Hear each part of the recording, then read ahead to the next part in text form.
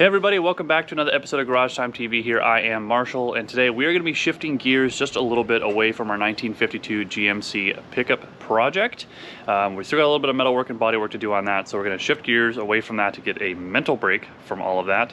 And we're going to be working on our X19. Now, we just got back from the open house from VICK Autosports yesterday, and of course we had to go and pick up some parts. So what we're going to be doing today is a camshaft swap. Super exciting. What we've got in our X19 is the stock cam, around 4,500, 5,000 RPMs. It cuts out. Not going to be good enough, so we upgraded to the street cam, so it's one step ahead. It's the same level of cam that we put in our 124. If you did not see our 124 series, I'll make sure to put a link in the description for that so you guys can catch up on all that good stuff for that series. But we're going to be putting a street cam in here, but what I want to do first is a test drive with a stock cam, kind of show you guys where we're cutting out on power. Some cats are not happy over there. Anyway, we're going to be doing a test drive with our stock cam to see how it is now, and you get you that experience of where we're just kind of losing that power. We're continuing to, not necessarily accelerate, but the RPMs carry, but we no longer are getting any more power. So I'm gonna show you guys that, and then we're gonna do an after once we get the cam installed and broken in. Then we'll do an after drive and see what kind of a difference we're making. Some people say that the cam swap makes a big difference. Some people say that the cam swap does no difference. So we're gonna put that to the test today and do just a cam swap, and that's it. We're not gonna change out pistons. We're not gonna change out anything else. Of course, we do have to do our valve shims, and we're gonna cover all that stuff. So anyway, enough talking. Let's go get the X19 off the trailer and then up into the driveway and start doing our test drive.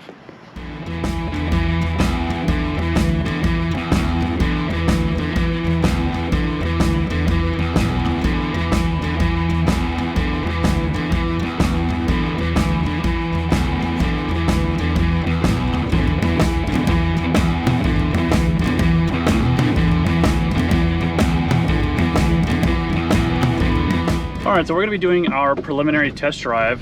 I've let it kind of idle here in the driveway for a little bit, and we're sitting at about 180 on the temperature, so I wanted it to get kind of nice and warm before we go do some tests on it.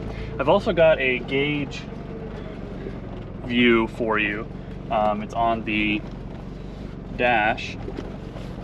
That way you can kind of see where we cut out on power and where our RPMs are at, and then we'll do the same thing when we swap cams to see if it really does make that kind of a difference. So we're gonna try and get out of the neighborhood here real quick, and then we'll get to a little bit more of a main street where it's easier to get a good pass safely. That is speed limit only, but we're gonna make sure we don't have a whole bunch of lights we run into. So let's get out of the neighborhood and we'll put some tests down. A few moments later. All right, so we're here at a light. We're waiting for it to turn green on us, which should be here in a second. Yep, here we go.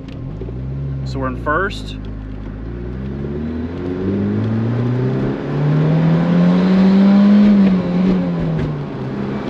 you can kind of see how we got to that high RPMs and we're not really accelerating. So we're at 5,000 right now. We're going higher RPMs, we're not accelerating. We're getting more and more RPMs, but we're not getting more power. At 5,000, we're topped out. We're not going any faster. We're gonna get. So what we're gonna try and do here, this other GoPro's wanting to act up on me, but what we're gonna do here is get up here, do a turn, and then do in second gear out of the turn, see if we can get a nice smooth turn, and then get another pull out of it. Again, there's a nice long straightaway. We're not speeding, this is the speed limit, but we can just see in second gear that when we hit 5,000, 4,500, we just flatline. So we're gonna try and see if we can get a nice turn here. I don't see any traffic coming, so hopefully we'll get lucky on that.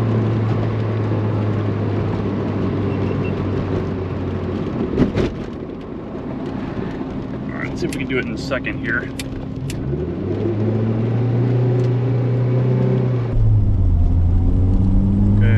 Up and up and up. 4,000, we're at 40. 5,000, we're at 44. 5,500, we're at 5,000, or 50 miles an hour. So we're really just, we're kind of just diving. at that 5,000 RPMs, we're not getting anything. So we're gonna see if we can really get more advantage out of that with the cam swap. So what I'm gonna do is I'm gonna hit up the auto parts store real quick, and then we're gonna see if we can just pick up some oil, because I wanna do our cam break-in, then we'll do an oil change, fresh oil after the cam break-in and all that stuff. So we're gonna go take care of that, hit up the parts store, pick up a 5-quart jug. I've got plenty of filters at home. I've got them on clearance, so I've got tons of those. So we're gonna pop a Yui here, hit the store, and then we'll head back to the house. So what I'm gonna do here is actually unbox our new, it's called like a street cam from VICK Autosports. I'll make sure to put a link down in the description for this exact same camshaft that I've got. But this is the one level up of stock. So if I'm remembering correctly and my information is right, so take this with a grain of salt, the stock cam is like a 24/68. And this cam, according to the website, is a 40/85. So that is a huge jump in getting more performance out of our, keeping those valves open and getting the ball rolling and getting more power out of that RPM band. So I'm gonna grab a blade here and we're gonna open this thing up. Here we go. Nice and sealed. I'm excited to look at this thing. I know I've been wanting one for a while, and going to the open house was, you know, of course, the right time to do that. If you weren't able to go this year, don't worry about it. Hopefully we'll have another one next year. You guys will be able to come then. It'll be super fun to see everybody and hang out with everyone and see ya. I like seeing everybody. So there she is, our nice new billet camshaft, still oiled up from manufacturing. It looks great. Yeah, it looks real good. What we're gonna do is probably take it to with some brake clean. We're gonna brake clean this, make it nice and clean again, rinse off all the stuff, and then we'll re-grease it with some just basic oil. I might just put it in a tub of oil and let it kind of soak in there for a little bit.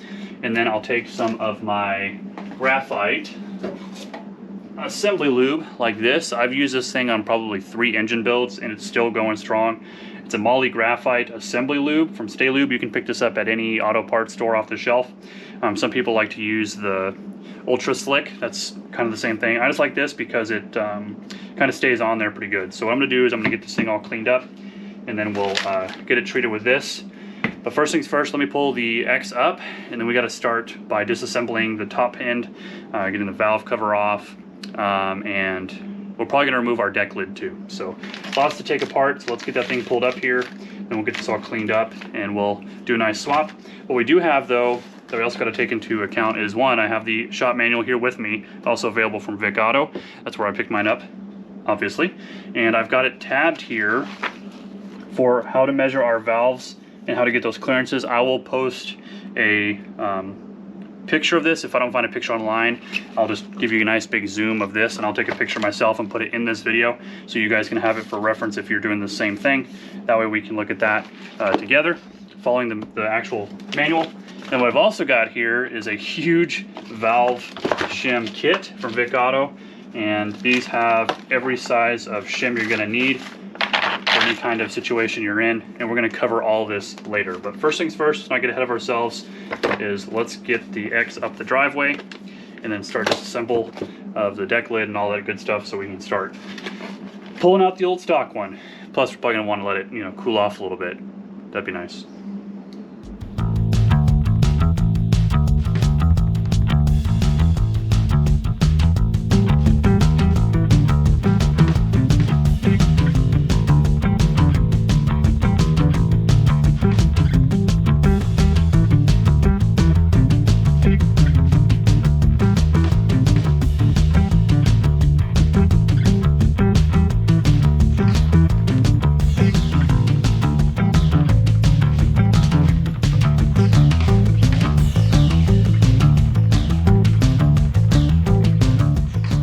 All right, so we've got the air intake hose off, our cover off, our hood, I guess technically if you want to call it our latch.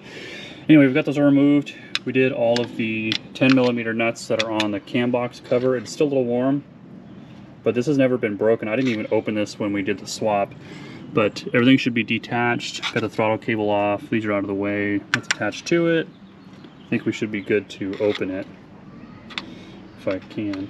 I'm gonna grab a rubber mallet and just give it a good tap. All right, back with the rubber mallet, but we can see the red RTV is not me. Again, I've never opened this thing, so, oh, that's great. Let's try here. Something give, please.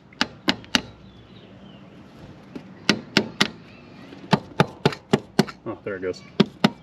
Looks like I missed a washer here.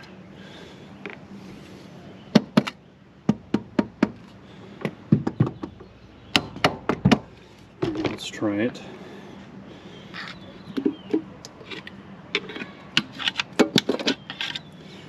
It's gonna be a little warm.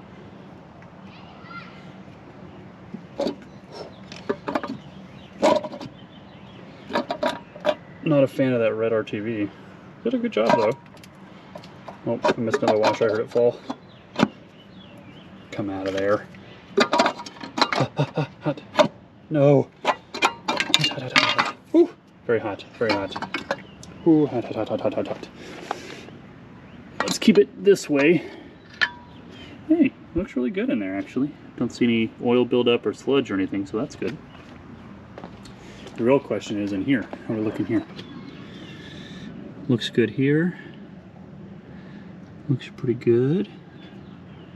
Looks pretty good. I don't see any cams that are wiped or anything like that, which is a good sign. What's gonna be fun is getting this thing out. So what I think we're gonna have to do is, I think it comes out the back. And so we're gonna need to pull off this little cover. Luckily it is a separate half from the bottom, so we can pull off just this half on the top and undo the bolt that's on our cam gear. But I want to make sure we're in top dead center before we do that, so we can actually see the valves when we're at TDC, which is good. And then we will remove our rear cover here, and we might have to pull out our air box too, get that all out, and we can pull the cam straight backwards and then up. That'd be really good if we could do that. So we're just gonna keep knocking this out here, taking out all these covers and air boxes and moving stuff out of the way, and see if we can actually get that thing pulled out. Give it a good chance to cool down too. Many hours later. All right, so it's been a couple hours and we're back out here. The engine is nice and cold. We did take off our air cleaner and some other few things that were in our way, but we wanted the engine to get cold because we cannot measure our valve clearances with a hot engine. The manual says it's got to be cold. So our tolerances for the intake are 0.011 to 0.14, and our exhaust is 0.15 to 0.18. Those are our tolerances. So I've got myself a feeler gauge here, and we're gonna go through our valves. I also have a scrap piece of paper, which has been used for many things, but we're gonna do a comparison of the stock and the street cam to make sure we're gonna be the same. So on number one, I'm gonna measure what the intake and exhaust tolerance is. Number two, intake, exhaust. I'm gonna do the same thing for 3, same thing for 4. We're gonna go through all of that before we pull out the cam. That way we're really close when we replace it with our street cam to make sure we're, of course, within spec, but we just wanna try and keep it as original as possible, because we will have to get down there and most likely change out some of the spacing discs in there, and I'll show you those. So we're gonna go through, start measuring these and get them, get where we're at, and then we can actually pull that camshaft out after we get this.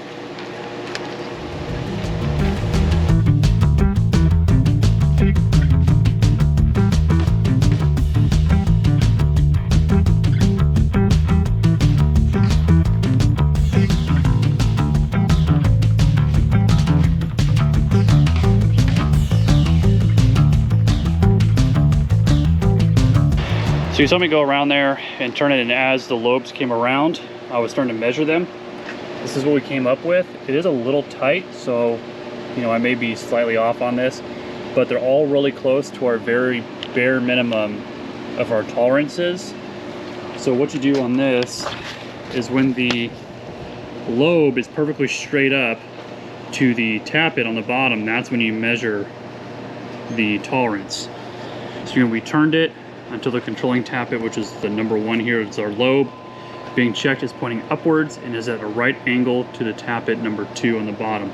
So we're at a perfectly straight up 180 from the bottom of the tappet there where that disc is, and that's what we were measuring. So this would be too far over, so we would have to go around to get that at perfectly straight. Obviously all of our tappets are not perfectly level. If they're all level, it'd be really easy to measure that straight up. but because they are slightly angled towards the exhaust, we have to have the tap a little bit up. So these are the measurements I came up with. We are a little tight on all those, but again, I'm gonna take that with a grain of salt. But what I'm gonna do now is actually get this back up, turn it by hand to get to TDC, and then we will be able to pop off our pulley here. I'm really hoping it's not gonna be too terrible, because I really don't wanna have to deal with the tensioner and everything, but knowing our luck, we're gonna have to. So we're gonna see if we can get away with not using that. But again, we're gonna see how it goes. So one thing at a time, let's start getting this stuff taken off. That way we can start putting in that new key. A few moments later. We're working away here and we got some more stuff taken off. We got the gear off. I did the magical zip ties to hold it in place on there so we don't rotate anything. We are on TDC. Put the nut back in so we don't lose it.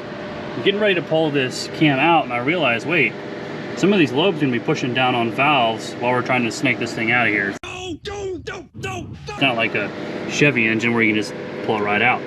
So what we're gonna have to do is actually unbolt the cam box up to get it out. Luckily there's just, I think these are 17s maybe, less 15s. And we've got to take off these couple tins that are holding the metal plate to it in this one mount here. But then we'll be able to unbolt these and the cam box will pop up. Oil's gonna go everywhere, it's gonna make a huge mess. So I'm gonna preventatively put stuff down, but we'll be able to pop it up and then the cam will slide out, because some of these are already pushing down on the tappets, so we're not gonna be able to slide that thing out. So I'm gonna have to move on to that part next, just unbolting some of this other stuff and then get the box lifted. And when I get the box up and sliding out, then I'll bring you guys back. But just more unbolting and trying to get this thing taken out. 1 hour later.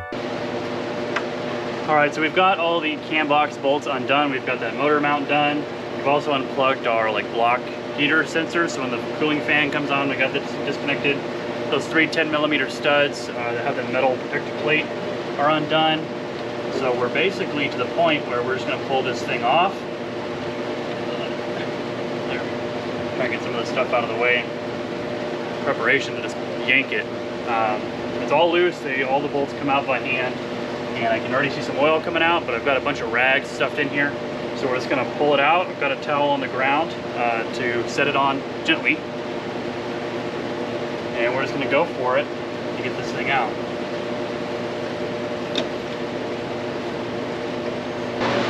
Good news, we were able to get it out without removing the plenum, so it's still in there.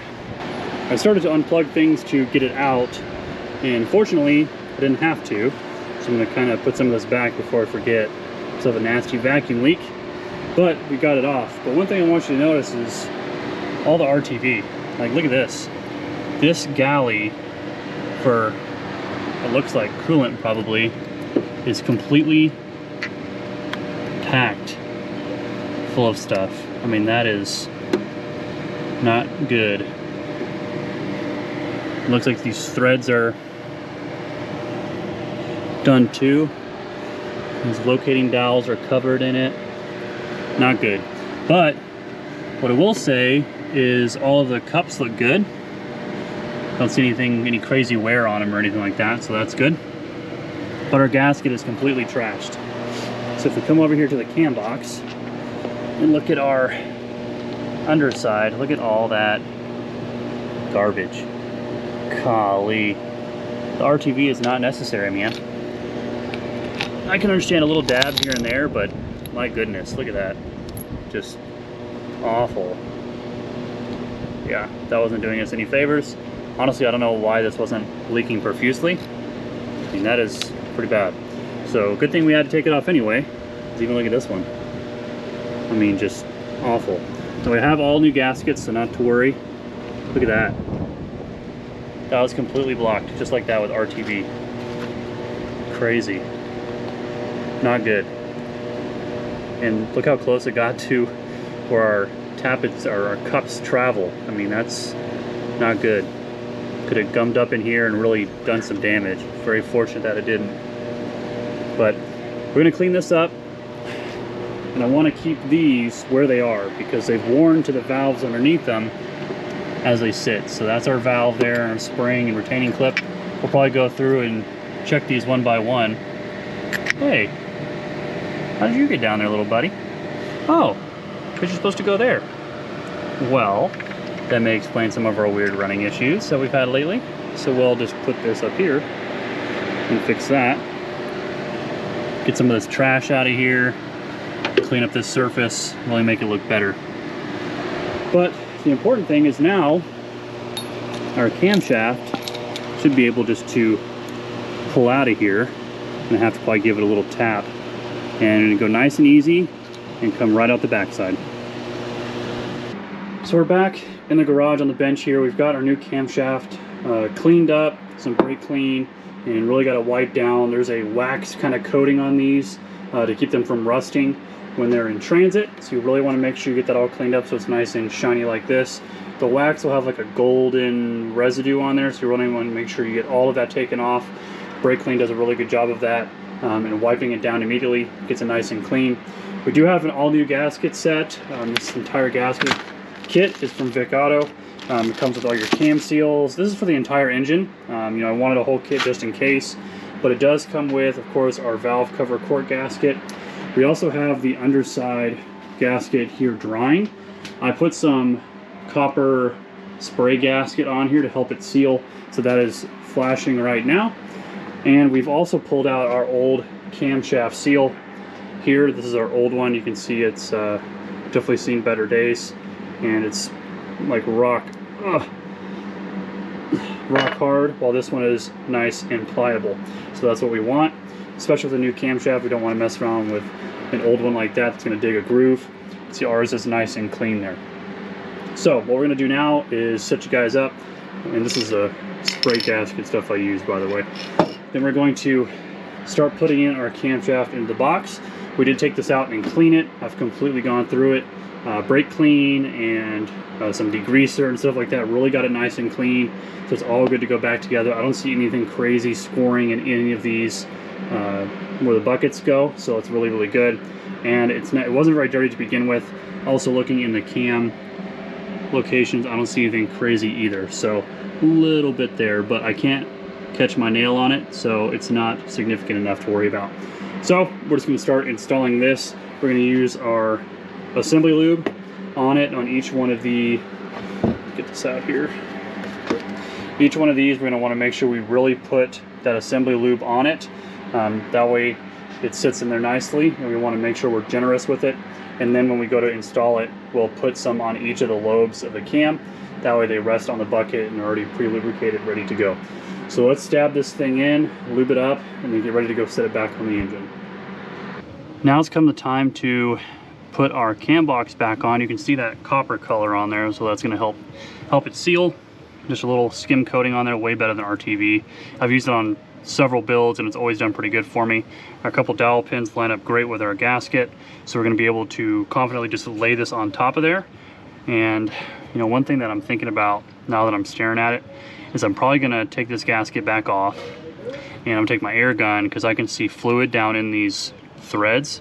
Because what's going to happen is that we're going to go start torquing these down, and that liquid is going to be trapped in there, and it's going to give us a false torque reading. Or if we do torque it, then we're going to we could potentially blow out the side of the block or something like that. That'd be really, really bad. So I'm going to take a second, take a step back before we rush into this, because I'm super excited, is blow those holes out, make sure we get a good torque reading on them. Probably wouldn't hurt to chase the threads, blow them out again, and then we'll put it on. So let's do that first. 1 hour later. Now I can start putting this gasket on. Drop that on there, dowel pins line it up, perfect. Make sure we don't get any towel pieces stuck underneath there. A little, I creased it. Dang it. All right, so we're gonna go with that.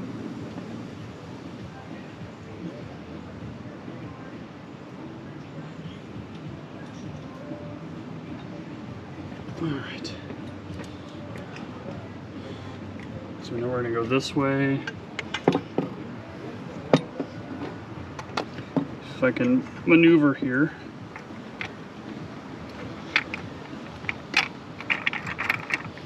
Now the real trick is getting all the cups to line up at the same time.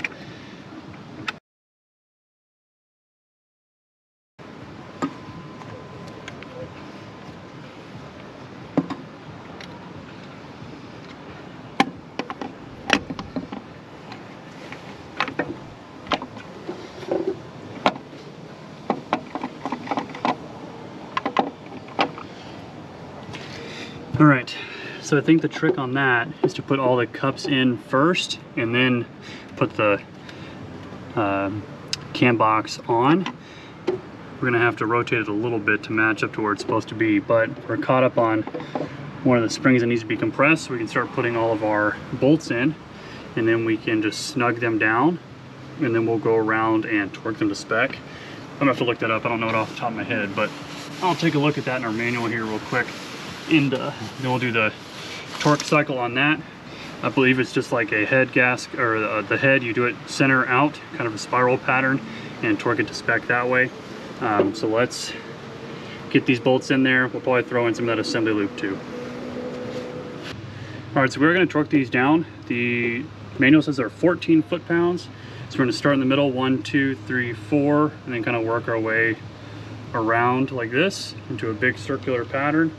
And then we'll go back and do a double check.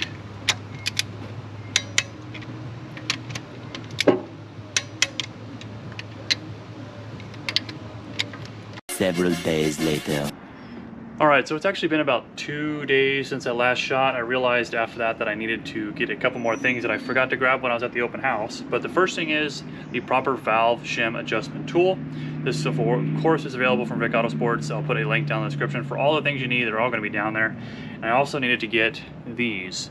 These are called lash caps, and they add about 1.5 millimeters to the top of each valve. That way it helps get that bucket that our valve shim sits in, raises it up, so we don't have to use as thick of a shim when we're putting in our new cam. So what we need to do is actually lubricate, get some of our kind of tacky graphite lube that we've been using, put a dab on the valve. That way this will stick to it, and we need to put it on the top as well. That way there's all sorts of lubrication as we go to do this. So word of advice to make this easier is actually take all the buckets off the valves and put them in the cam box. Put them all in. There is a little tab on there, and this is what I mean by the buckets, these things that were sitting on there. This is number 1 exhaust, but you'll see there's a little tab on here. You want that to face you or the cab of the car when you're in there, because you will need to get a little tiny pick to pop up the shim that's here to adjust it later when we use our adjustment tool. So just save yourself some time. The other thing is when you go to put it in, make sure your cam dowel that locates the cam gear is in the same position as when you took it off. So I zip tied the belt to the pulley so it won't come off. So it's exactly the way that it was when it came off. So just a little tip for you. What we're gonna do now is put all of our lube on this, and we'll slide our cam box on there with a nice fresh gasket, and we'll start getting all of these adjusted. I'll show you how to use this. So we've got all of that installed. We've got those lash caps in there. These are still our stock shims. We haven't done anything there yet. Put our timing belt back on our cam pulley, and then our 3 retaining 10mm nuts. We've torqued them all down to 14 foot-pounds. I had lost a washer there, so it was bottoming out, so I had to grab one to replace it, and that fixed our issue there. All 14 foot-pounds, nice and torqued, good to go. So what we're gonna do now is take our feeler gauge and see where we're at. This one is really big. So we did a 1.5 millimeter raising of it. So it's a 0.060 equivalent, because this is 0.75. So we did 1.5. So we raised it pretty tall. So what we're gonna do is we'll probably go here to the number 3, and this is intake. So if our intake should be between 0.011 and 0.014, I have a strong suspicion that it's going to be very tall, big gap. So I want you to notice that we're not quite there yet, but we want this to be perfectly 180 from that.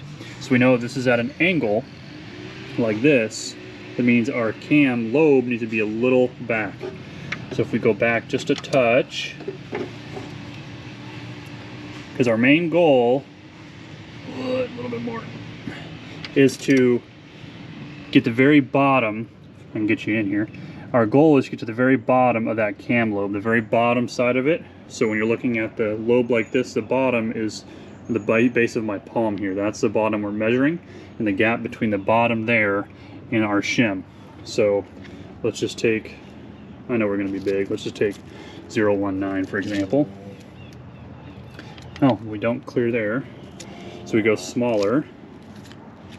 Let's go, I need to clean these desperately. So 0.13 is near the top of our maximum gap. and we don't fit there either.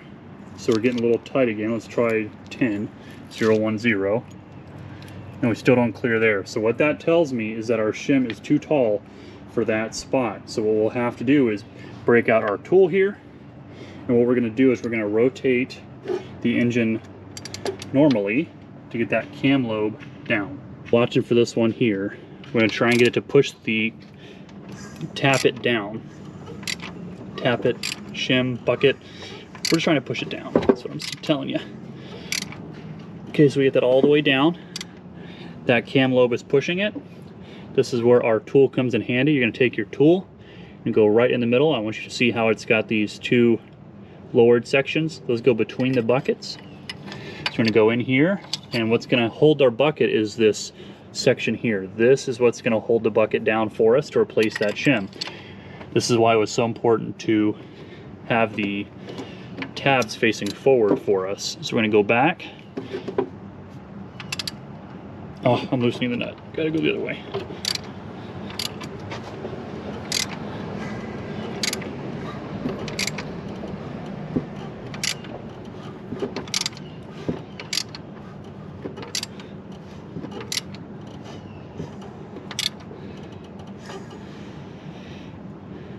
Okay, so we got that there. We're gonna take our pick. You don't necessarily have to go all the way like this. You just need to be able to get to that front notch. It's kind of tough for you to see. But you take a little pick and that little divot that I showed you earlier, and you should be able to pop that disc up. Now it will be a challenge sometimes because these have been held in with oil and compression and things for a while.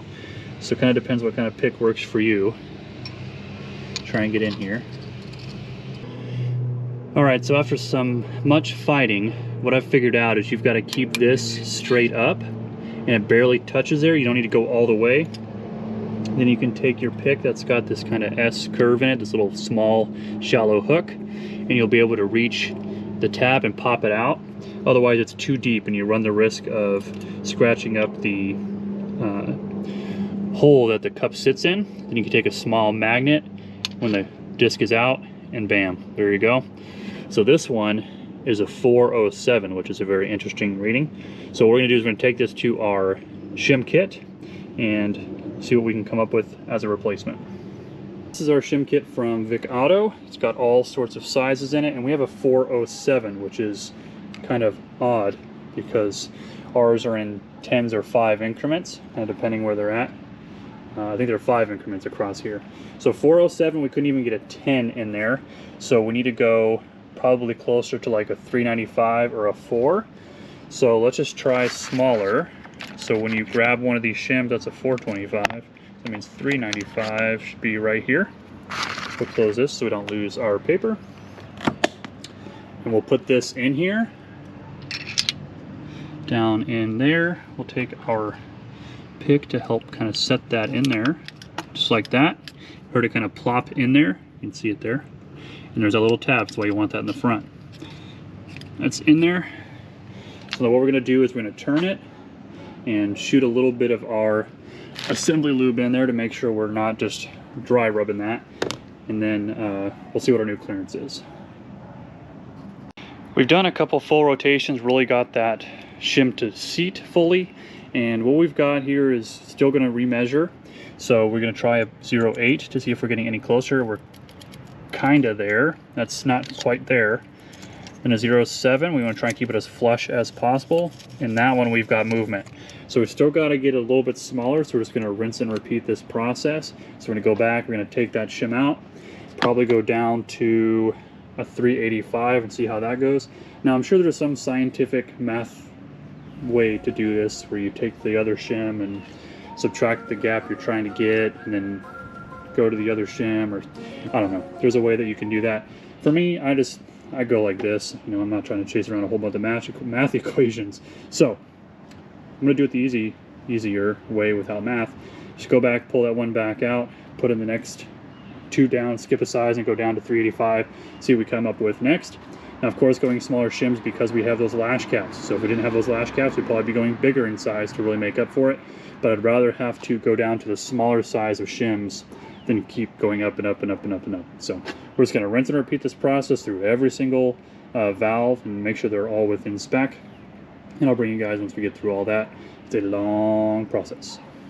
Many hours later.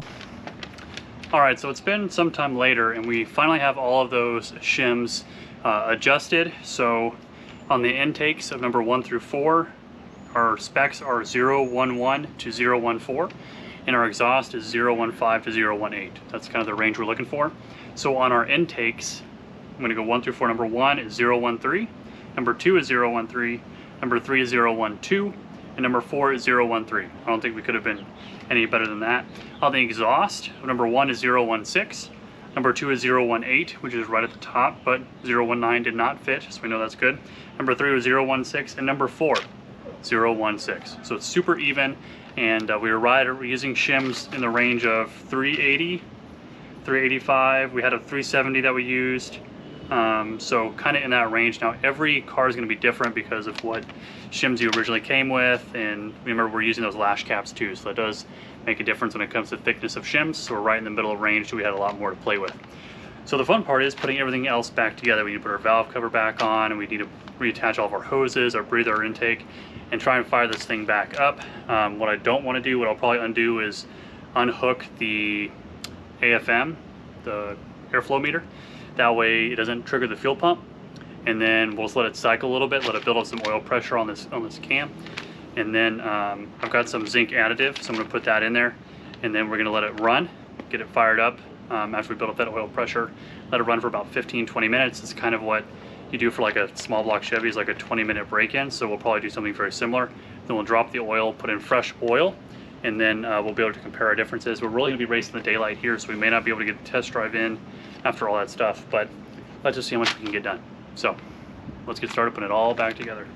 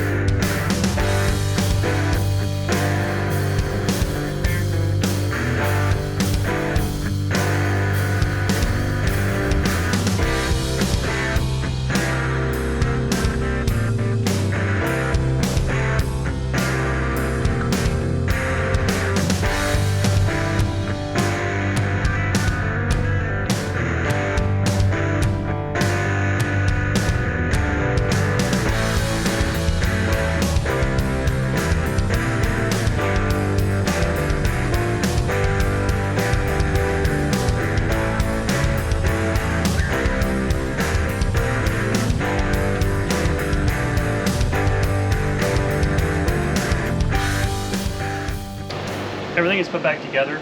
So I have our airflow meter detached, so we don't have our fuel pump being triggered. There might be a little bit of residual fuel, so it might fire on us, but what I'm trying to do is just get it to turn. I've done it several times by hand to make sure we're not having any interference, and I double checked the measurements on our clearances for our valve shims, so we shouldn't have any clashing issues. Just to ensure, I think I'll take off the plug wire to our coil. Take that off. That way we don't accidentally start. So AFM unplugged, main coil wire taken off too.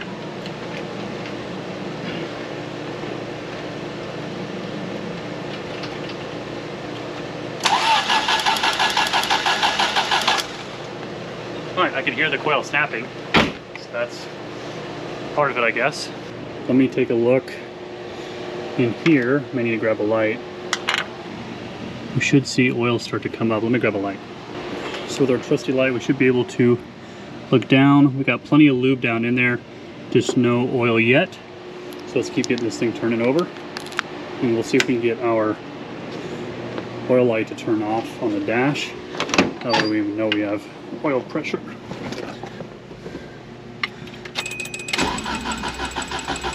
Okay, the light went off. So let it sit for a second and do it again. Okay, now let's go take a look.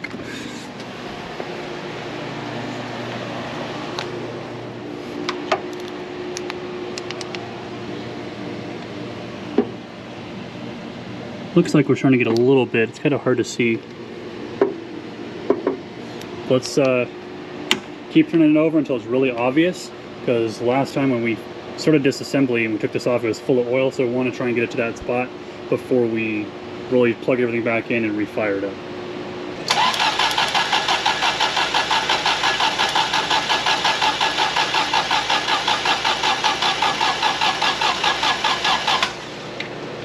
Oh, our battery is not happy. Oh yeah, now we're full of oil. So let's put this on here. Actually, we need to add our oil additive.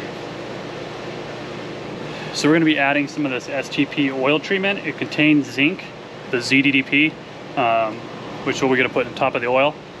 So what we're going to do is we're going to plug everything back in. We're going to dump this in there.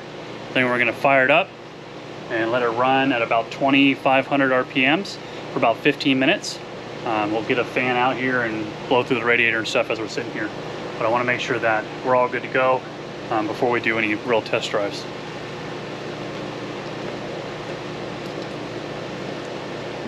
Our additive is installed. We have hooked up our AFM and our ignition coil. Main coil wire is re-plugged in. So we're going to fire it up, and as soon as it fires up, we want to rush over here. That way we can put something underneath and hold down this throttle a little bit, about 2,500 to 2,000 RPMs to really get it some spin. We have good oil in there, especially adding that additive on top. Hopefully we don't blow it up, because that'd be bad.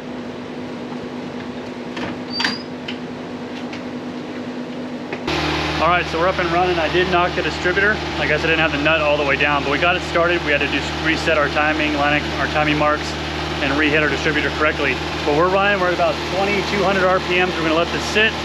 We're setting the timer. It's looking good, it sounds really good. We're rocking and rolling. A few moments later. So it's getting dark on us, and we've got just under 3 minutes left on our timer, and we're doing great. The fans came on the front, so our cooling system is doing its job. Some of the oil that we sprayed out and leaked out a little bit when we were taking everything apart is burning off, so it's smoking a little bit, but just from that. But it's running super, super smooth. Just take a look at it.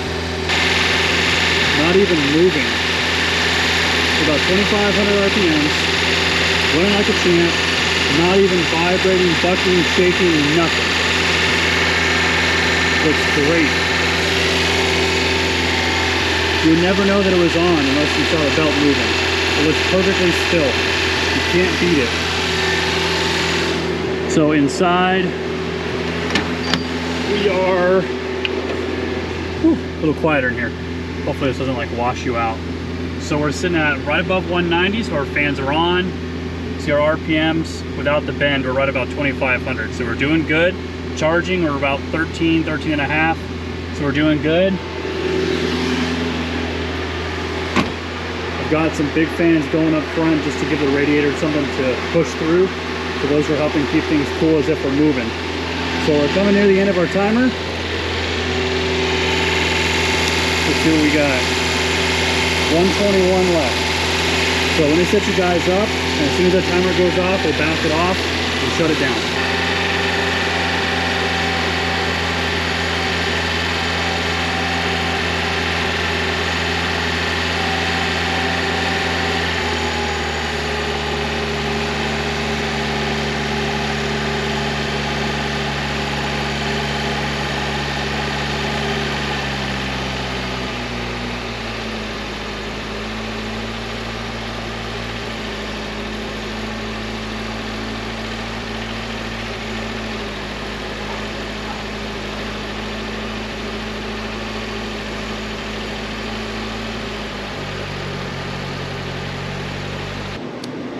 So we are going to wrap it up here for tonight. It's getting too dark for us to actually drive it and get a good test drive. We still got to get the oil out of this, put new oil in it, new ZDP additive in it, and get a new filter in there. But I'm going to do that all in the morning because I really don't want to drain super hot oil. That does not sound fun. Plus it's getting, late. So I want to get back in there. What we're going to do tonight is just put the cover back on just to cover it so that the morning dew doesn't get in there or anything like that. We're going to really let this thing cool overnight and get back down to be cold. What we could do is, once it's cold overnight, is remeasure our clearances as well. So I'll probably do that. It's the same process. We just want it cold when we test that, so it's a really good opportunity to recheck our clearance in the morning. So we'll do that also. I'm not going to show you all that. It's the same process. So we'll do that as well, and then we'll do our driving comparisons. So good day so far. Got everything running nice and good, super smooth, super happy with that. Remember, this is just a cam swap only. We're not doing anything else. Everything is completely stock. So tomorrow we find out if all of this work really did make a difference. So I'll see y'all in the morning. Whew. All right, well, it's been a couple days. We've got the X fired up here. We did put that windage tray in our oil pan, so that's all installed with our new hardware that comes with it. A little bit longer bolts to accommodate for that. All sealed up. Put the fresh oil in it with that ZDDP additive. So what we're going to be doing is going around the neighborhood just for a second. We're going to do some heat cycles, so that way, not multiple, but we're going to do a heat cycle to let this thing get up to temperature, because we're barely over 120 right now, and that's not going to be warm enough. So what we're going to be doing is just going around, if I can get y'all straight, holy moly, and get nice and warm. Probably put on some music for a little bit and just cruise the neighborhood. A bunch of stop and go, stop signs and stuff will really help us get up to temperature. So we're going to get up to temp, and then we'll be able to head back to our same area out back to test the differences of our cam. So I'm pretty excited. I have high hopes for this, but our test will tell. So let's get up to temperature, and then we can see how it does. All right, so we've been going around the neighborhood for a little bit. I'm gonna roll up these windows. And we are up to temperature. We're right at 190, so we're good to go. Heading out towards our area we did our initial test. We've had some crazy rain these past couple days, so it's really delayed doing all this testing. I've been chomping at the bit to get out here. All right, up at our light.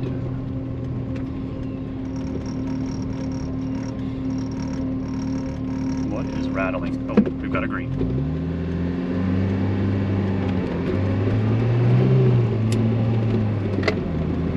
A little bit more traffic today. It's earlier in the morning, so everyone's off to work. We might be able to go down here and then U-turn on our way back and have a better chance.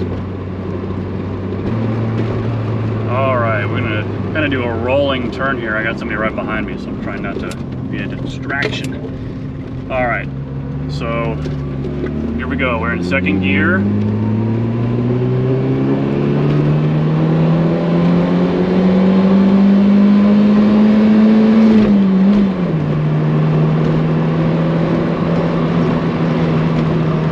Oh boy, that's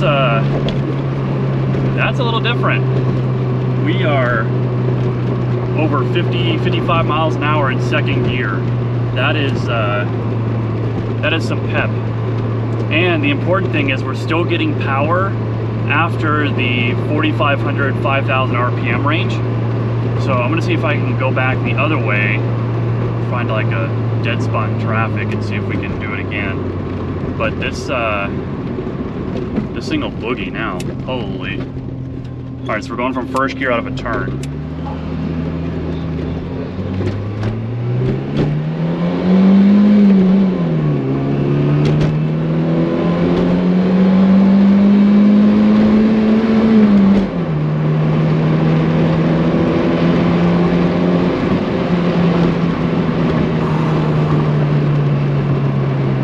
We're getting so much more, like a wider power band, so much wider.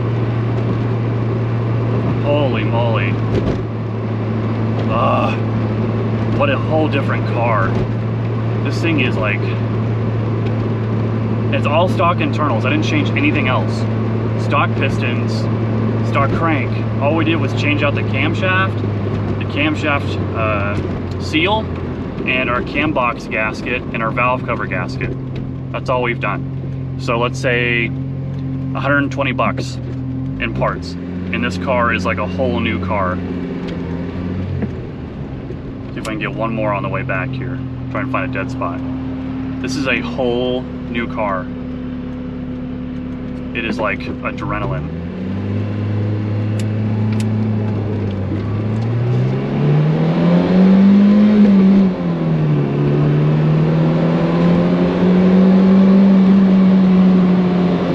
Oh yeah. Oh yeah. Can't do a whole lot more, there's traffic and I want to be safe, but holy moly. We are getting power. We're in second gear. Man, that is awesome. We didn't even get to the yellow, I don't think, of our tack. We've got a little hook at the end of our tack gauge, and we're not even getting into this yellow section, let alone, we're not even hitting 7,000 RPMs yet. And we're pushing 60 miles an hour almost. Wow. And that's just from a cam swap. That's it, just a cam. What a car. So much different. It's got a whole different personality. It's wow. Wow, wow, wow. Well, let's head back to the garage. And man, this thing is gonna be a blast, even more than it already is to drive. This thing is awesome. Well, with that, I think that's going to be the end of this episode, but we have proven that simply just replacing the camshaft and just putting a couple new seals in it, because you kind of need to when you do that, can give you drastic power increases and widen that power band to where you don't cut off at 4,500, 5,000 RPMs anymore. We're going into 6,500 on the verge of 7,000 RPMs and still accelerating. In second gear, we're pushing 55, almost 60 miles an hour. This thing is a whole nother animal with this cam. So for the cam, you'll need the shims. We did put the lash caps on it, and then the gaskets, say 150, 200 bucks.